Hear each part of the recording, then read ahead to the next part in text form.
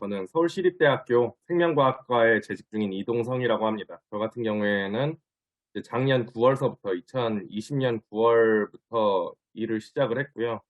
뭐 신임입니다. 아직 많이 부족한데 이렇게 아주대학교에서 발표할 수 있는 기회를 주셔서 대단히 감사합니다. 뭐 그렇게 길지 않은 시간이지만 여기 와 계신 분들과 제가 그동안 공부하고 연구한 것들 나누고 여러분들께 최대한 유익한 시간 만들어 볼 수 있도록 노력을 해보도록 하겠습니다. 그리고 이렇게 초대해 주신 김기태 교수님, 그리고 또 다른 여러 교수님들, 귀한 시간 내주신 여러분들 다들 감사합니다. 일단 오늘 발표 제목은 잠시만요. 오늘 발표 제목은 Simultaneous Profiling of 3D Genome Structure and DNA Methylation in Single Human Cells로 해봤습니다. 이 제목 같은 경우에는 2019년에 저희가 그냥 발표한 논문의 제목이기도 한데요. 내용 자체는 타이틀에 다 나와 있습니다. 요즘에 싱글셀 시퀀싱 상당히 많이 하고 있죠. 단일 세포 수준에서 이제 연구가 활발히 이루어지고 있는데요. 저희는 이 논문을 통해서 유전체 3차원 구조와 DNA 메틸레이션을 동시에 프로파일링 할 수 있는 SNM3C 시퀀싱을 개발을 했습니다. 풀어서 쓰자면 싱글 뉴클리어스 메틸 3C 시퀀싱이고요. 이에 대한 내용을 얘기를 해볼 건데, 좀 전에 김규태 교수님께서 이제 소개를 해주셨는데 그게 사실 내용은 다고요. 제목에 다 나와 있고, 좀 백그라운드 얘기서부터 시작을 해서 저 박사과정 때 했던 그 iPSL 연구 그런 부분까지 좀 차분히 얘기를 해서 여러분들 유익한 시간 될 수 있도록 해보도록 하겠습니다. 시작하기 전에 이제 배경을 간략하게 설명을 해보도록 하겠습니다. 잘 아시는 바와 같이 지구상에 존재하는 모든 생명체는 동식물을 막론하고 미생물들까지도 전부 DNA라는 생명현상의 설계도를 가지고 있습니다. 이 DNA의 염기서열이 크게는 각 종의 특성을, 작게는 개개인 간의 차이를 만들어냅니다. 이러한 DNA는 지금으로부터 150년 전인 1869년에 스위스의 과학자 요한 프리드릭 마이셔에 의해서 처음 발견이 됐고, 이후에 1953년에 왓슨과 크릭이 DNA 이중 나선형 구조를 밝힌 후에 더욱더 활발히 연구가 되고 있습니다. DNA에서 RNA로 트랜스크립션이 되죠. 그리고 단백질로 트랜슬레이션이 되는 것을 센트럴 도그마, 즉 생명현상의 중심 원리로 이해를 하고 있습니다. 따라서 이러한 DNA를 연구하는 것은 생명현상의 근본을 이해하는데 무엇보다도 중요하죠. 그래서 그러한 결과로 그런 배경을 가지고 나온 게 2003년에 완성된 휴먼 지놈 프로젝트입니다. 그런데 이렇게 DNA에서 RNA로 트랜스크립션이 일어나고, 이 얘기는 DNA가 모든 거를 코딩을 하고 있다는 얘기죠. 근데 한 사람의 몸에 있는 모든 세포들이 같은 DNA를 가지고 있는데도 각각의 조직, 각각의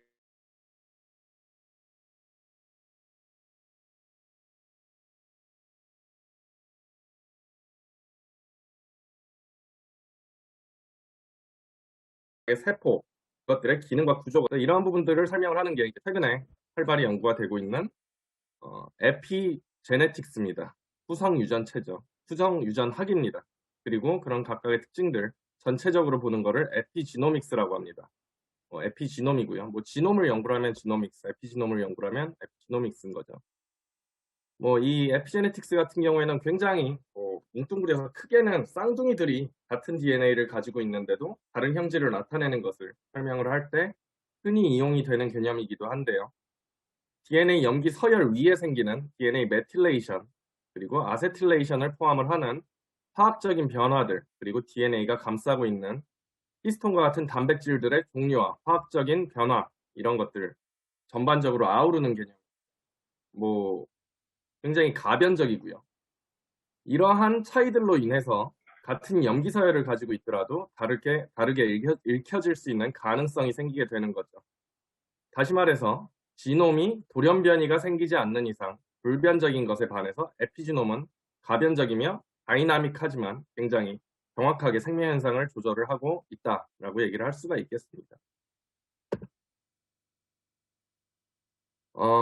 다시 말하면은, 즉 센트럴 도그마에서 DNA로부터 RNA로의 연결 고리를 담당을 하고 있으며, 앞에서 언급한 일란성 쌍둥이와 각 조직 및 세포 간의 차이를 만드는데 중요한 역할을 하고 있는 게 에피지놈이다 라고 얘기를 할 수 있을 것 같습니다.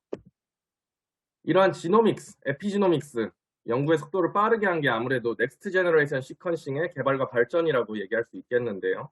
간단하게는 이 NGS는 우리가 연구하고자 하는 대상의 DNA를 작게 조각을 내고 그 각각의 조각들의 염기 서열을 읽어내는 기술입니다. 그럼 뭐 휴먼 지놈 프로젝트 통해서 레퍼런스 지놈이 있으니까 그 레퍼런스랑 비교를 해서 뭐 특정 염기 서열이 어디서 왔는지 그리고 차이는 어디서 생겼는지 이런 것들을 연구를 할 수가 있는 거죠. 뭐 2000년대 초반에 정확하게는 뭐 2007년 말 2008년쯤에 처음에 개발이 된 이후로 근 20년간 기술적인 발전이 이루어지면서 한 번에 읽어낼 수 있는 양의 개선이 되고 이에 따라서 가격적인 면도 많이 개선이 됐습니다. 그래서 오랜 시간과 비용을 필요로 하던 작업을 짧은 시간과 적은 비용으로 가능하게 했고 이러한 NGS의 발전에 의해서 더 나아가서 에피지놈을 연구할 수 있는 기술들이 개발이 되고 있으며 생명 현상을 이해하는데 많은 발전이 있게 되었습니다. 지금 보시면은 저 같은 경우에 대학원에 2010년쯤에 들어갔는데 그때만 해도 한 사람 지놈, 홀지놈을 30x 각각의 자리를 평균적으로 30번 정도 읽는다 그러면 30x로 시퀀싱 했다 이렇게 얘기를 하는데요. 그때만 해도 수천만 원이 들던 그런 기술이었습니다. 근데 최근에 보시면은 1000만 원, 1000K, 1000만 원이 아니죠. 100만 원, $1000 정도면은 이제 할 수 있다. 가격적으로도 많이 다운이 된 거죠. 그만큼 사람들이 더 용이하게 접근을 할 수 있게 되었다라고 얘기를 할 수가 있겠습니다. 그래서 이 기술들을 이용해서 다양한 어플리케이션들이 생겼는데요. 보고 계신 테이블에 이런 다양한 기술들이 현재 생명 현상을 이해하기 위해서 개발이 되고 여기 지놈, 홀지놈 시퀀싱이나 타겟 시퀀싱, 엑솜 시퀀싱 이런 것들이 있죠. 지놈, 에피지놈들 그리고 트랜스크립톰의 연구에 이용이 되고 있습니다. 그리고 최근에 여기서 더 나아가서 각 방법들을 단일 세포에서 수행을 하고 한 번의 실험으로 2가지 이상의 특징을 확인할 수 있는 기술들이 개발이 되고 있습니다. 그런 것들 멀티오믹 테크닉이라고 하는데요. 또는 멀타이모달 오믹스 이렇게도 얘기를 하고 있습니다. 예를 들면은 DNA 메틸레이션을 확인할 수 있는 바이설파이트 시퀀싱이랑 RNA 익스프레션 동시에 확인할 수 있게 RNA 시퀀싱 하나의 단일 세포에서 동시에 확인을 할 수가 있는 거죠. 이러한 기술들 중에서 제가 특히 중점적으로 연구를 했던 거를 좀 소개를 해볼 텐데요. 일단 DNA의 사이토신상의 메틸레이션을 각 염기별로 확인을 할 수 있는 바이설파이트 시퀀싱을 이용을 해서 저 박사과정 때 연구를 진행을 했었습니다. 그리고 DNA상의 특정 단백질이 어디에 붙어 있는지 확인을 하는 크로마틴 이뮤노 프리시피테이션 시퀀싱, 줄여서 칩 시퀀싱이라고 하죠. 요즘에 상당히 많이 이용이 되고 있기 때문에 여러분들 굉장히 친숙하실 거라고 생각을 하고요. 그리고 비교적 최근에 개발된 세포 핵 안에서 유전체가 어떻게 접혀 있고 DNA의 각 부분들이 어떻게 상호작용하는지 그런 것들을 확인을 하는 하이시 시퀀싱을 저는 많이 사용을 했었습니다. 이런 부분들을 사용을 해서 연구를 해왔고요. 하이시 시퀀싱 약간 생소하실 수 있으니까 조금만 설명을 해보도록 하겠습니다. 하이시 시퀀싱 같은 경우에는 셀 안에 이렇게 DNA들이 접혀져 있죠. 핵 안에 접혀져 있는 거죠. 한정된 공간 안에 그 DNA가 존재를 하려고 하면은 접혀져 있는 건 당연할 겁니다. 근데 이렇게 접힘이 완전히 랜덤한 게 아니라 기본적으로는 굉장히 유사한 형태들을 띠고 있고요. 세포들 간에. 그러면서 각각의 세포들 굉장히 특이적으로 접혀져 있거나 인터랙션 하고 있는 부분들이 있더라는 겁니다. 그래서 이런 부분들을 확인을 하면 또 실제로 진 익스프레션이나 이런 부분들과 상당히 관계가 잘 있다라는 겁니다. 기본적으로는 단백질 때문에 그런 접힘들, 인터랙션들이 많이 일어나죠. 그래서 일단 크로스링킹을 하고요. 크로스링킹을 하면 DNA가 이제 3차원 공간상에서 딱 고정이 되겠죠. 포르말데하이드 이용을 해서 크로스링킹을 해줍니다. 그리고 리스트릭션 엔자임을 이용을 해서 이제 다 잘라주는 거죠.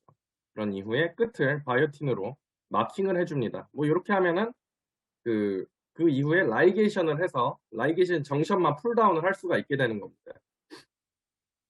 이 라이게이션 과정에서 3차원상에서 가까이 있는 것들끼리는 라이게이션이 될 확률이 높으니까 이것들을 이용을 하면 우리가 3차원상에서 어떻게 거리가 가까운 것들은 어떤 조각들인지 이런 것들을 연구를 할 수 있다. 그래서 흔히 얘기하는 뭐 인핸서 프로모터 인터랙션, 뭐 인핸서일 수도 있고 프로모터일 수도 있고 여러 가지들 관찰을 할 수 있게 만들어주는 게 하이시 시퀀싱입니다. 그래서 오른쪽에 뭐 컨택트 맵 간단하게 나와 있는데요. 그것들을 뭐 보통 흔히들 뭐 이런 뭐 뻘겋고 뭐 이런 매트릭스 형태로 되어 있는 거 많이들 보셨을 겁니다. 비주얼라이제이션 하는 거를 뭐 간단하게 설명을 해보겠습니다. 일단 지놈이 굉장히 리니어하게 이제 저희는 연구를 할 때 생각을 하죠. 그러니까 쭉 펴면은 리니어하게 보이는 겁니다. 그죠? 거기들을 전부 다 윈도우로 나눠주고요. 이렇게 나누어진 윈도우들을 간에 인터랙션이 있다, 컨택트를 나타내는 리드 페어들을 이제 모으게 됩니다. 그러면은 요 빈과 요 빈 사이에는 지금 5번 인터랙션을 하고 있는 컨택트가 나왔다라고 얘기를 할 수가 있는 거죠. 그러면은 5번 나왔을 때는 뭐 이렇게 좀 진한 색으로 표현을 해주고요. 그리고 이 사이에는 3번, 그러면 3번은 좀 연한 색으로 뭐 표현을 해주는 게 좋겠죠. 직관적이겠죠. 그리고 한 번 있으면은 더 연한 색으로 뭐 이런 식으로 어떤 기준을 가지고 인터랙션의 정도를 색깔로 나타내 주는 게 하이시 매트릭스입니다. 이런 식으로 나오게 되고요. 그래서 진상에서 뭐 특정 진이 있는 자리 주변에서 인터랙션 어떻게 나타나는지 이 자리와 여기 선이 나오고 있는데요. 이 선과 이 선의 인터랙션을 보고 싶으면 이 자리를 보면 된다라고 이해를 하시면 되겠습니다. 그래서 뭐 백그라운드는 이 정도 얘기를 하면 될 것 같고요. 오늘 제가 소개해 드리려고 준비를 한 논문은 2가지입니다. 사실 뭐 이 2개가 뭐 제가 연구한 거고요. 일단 2014년에 체세포로부터 역분화 줄기세포로 iPS 셀이죠. 역분화 줄기세포로 역분화 과정 중에 생기는 에피지노믹한 변화에 관한 연구와 2019년 9월에 발표한 단일세포에서 DNA 메틸레이션과 3차원 유전체 구조를 동시에 연구할 수 있는 메서드인 싱글 뉴클리어스 메틸 사이토신 3C 시퀀싱, 메틸 사이토신 3C 시퀀싱, 그래서 SNM 3C 시퀀싱의 개발과 이를 통한 인간 뇌조직의 연구에 대해서 조금 소개를 해보도록 하겠습니다. 일단 처음에 뭐 저 박사과정 때 했던 연구인데요. 요거를 뭐 설명을 좀 해보겠습니다. 뭐 백그라운드로 뭐 역분화 줄기세포에 대해서 조금 얘기를 해보도록 하죠. 뭐 기본적으로 그 모든 생명체들, 뭐 인간들, 분화, 뭐 디퍼런시에이션이라고 얘기를 하죠. 디퍼런시에이션 과정을 나타내고 있습니다. 처음에 뭐 수정란이 생기죠.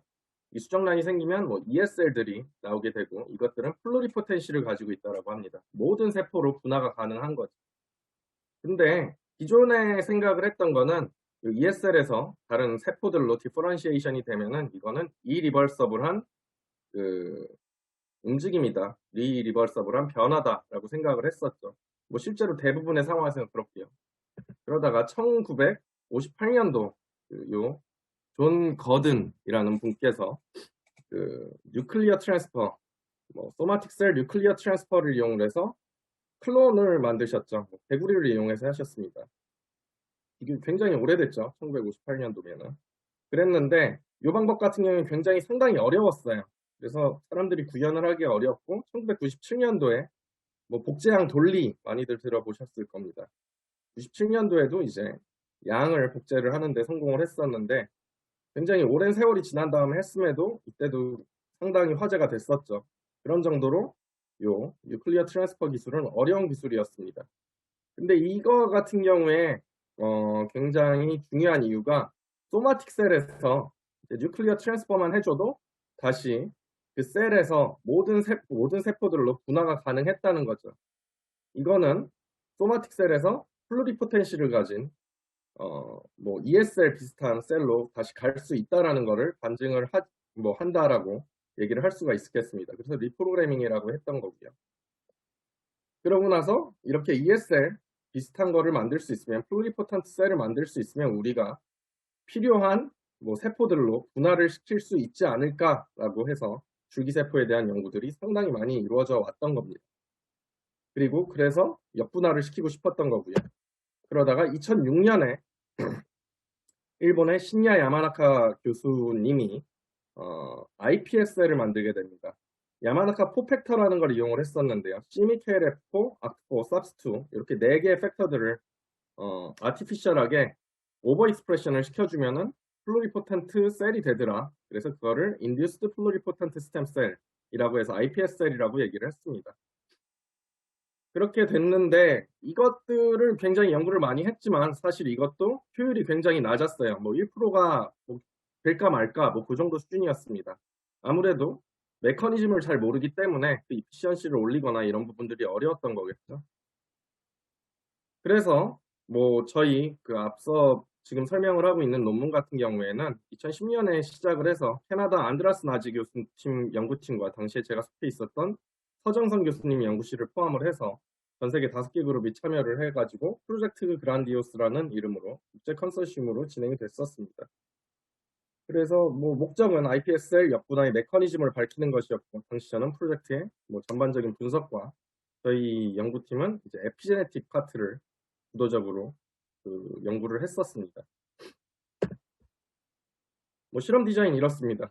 일단 iPS에 뭐 쉽게 얘기를 하면은 마우스 엠브리오닉 파이브로블라스트에서 iPS셀로 리프로그래밍을 시키는 과정 중에 날짜마다 뭐 이틀째, 5일째, 8일째, 11일째 날짜별로 샘플링을 하게 됩니다. 그러고 나서 그 샘플에 이 샘플들을 대상으로 RNA 시퀀싱, H3 K4 트라이메틸레이션, K27 트라이메틸레이션, 그리고 K36 트라이메틸레이션, 칩 시퀀싱, 그리고 메틸레이션을 보기 위해서 바이설파이트 시퀀싱을 수행을 했습니다. 그리고 그 결과를 뭐 관찰을 했었습니다.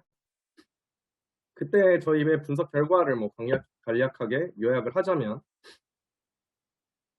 일단 뭐 메틸레이션에서 차이가 나는 지역들을 저희가 쭉 골라냈습니다. 한 7,800개 정도 저희가 찾을 수가 있었고요. 전체 지놈에서는 1% 정도 지역에서 메틸레이션의 변화가 생겼습니다. 노란색이면 메틸레이션이 낮고 파란색이면 높게 메틸레이션이 되어 있는 부분. 이 패턴들에서 좀 눈여겨서 보실 만한 거는 메틸레이션이 이 부분 같은 경우에는 iPSL과 ESL에서 메틸레이션이 높죠. 그리고 과정 중에 메틸레이션이 빠르게 올라가고 있는 것을 관찰을 하실 수가 있습니다. 그런데 메틸레이션이 낮은 부분, 플루리포텐트 셀에서 메틸레이션이 낮은 부분들 같은 경우에 이러한 지역들은 메틸레이션이 사라지는 그 변화가 뭐 그래듀얼하게 생기지 않더라는 거죠. 그래서 그거를 뭐 더 직관적으로 보기 위해서 이렇게 바플롯으로 나타내 봤고요. 메틸레이션이 하이퍼메틸레이션 되는 거. 그러니까 ESL에서 이렇게 메틸레이션이 마우스 엠브리오닉 파이브로블라스트보다 높은 지역들 점차적으로 점점점 그만큼 메틸레이션이 되고 있는 걸 관찰을 하실 수가 있습니다. 근데 디메틸레이션은 쉽게 일어나지 않더라는 거죠.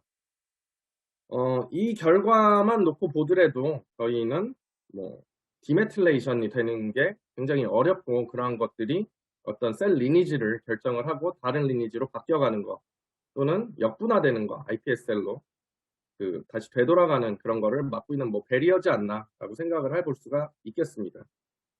그래서 이러한 변화들이 일어나는 지역들은 어떤 특징을 가지고 있는지 저희 한번 확인을 해보고 싶었고요. 일단 메틸레이션이 뭐 올라가는 지역들 같은 경우에는 폴리콤 리프레시브 컴플렉스들, 뭐 EGH2, 수주12, 링 1B 뭐 이러한 것들의 바인딩 사이트들이 인리치가 되어 있었습니다. 그 뭐 인리치먼트 테스트를 했을 때 상대적으로 기대치보다 훨씬 높게 나왔다라는 거죠. 그리고 여러 가지 플루리포텐시에 중요하다라고 알려진 트랜스크립션 팩터들이 있습니다. 뭐 아크트4, 삭스2, 나노그, ESRRB 여러 가지들이 있는데요. 그런 팩터 바인딩 사이트들 같은 경우엔 이 메틸레이션이 낮아진 지역에 가서 굉장히 바인딩 사이트가 인리치가 크게 되어 있었습니다. 그래서 이 각각의 실제 바인딩 사이트에서 변화가 어떻게 있는지 저희 확인을 하고 싶었고요. 아까 아크트4, 삭스2, KLF4, CMYK 이 4개가 야마나카 4팩터라고 했죠. 저희 오버 익스프레션을 시켜주면 iPS셀이 되는 겁니다. 그렇게 여기 위에 있는 라인 플롯이 익스프레션을 나타내고 있고요. 아래쪽에 있는 이 바 플롯이 메틸레이션을 나타내고 있습니다. 보시면은 굉장히 강력한 음의 상관관계가 있죠. 엔타이 코릴레이션이 있습니다.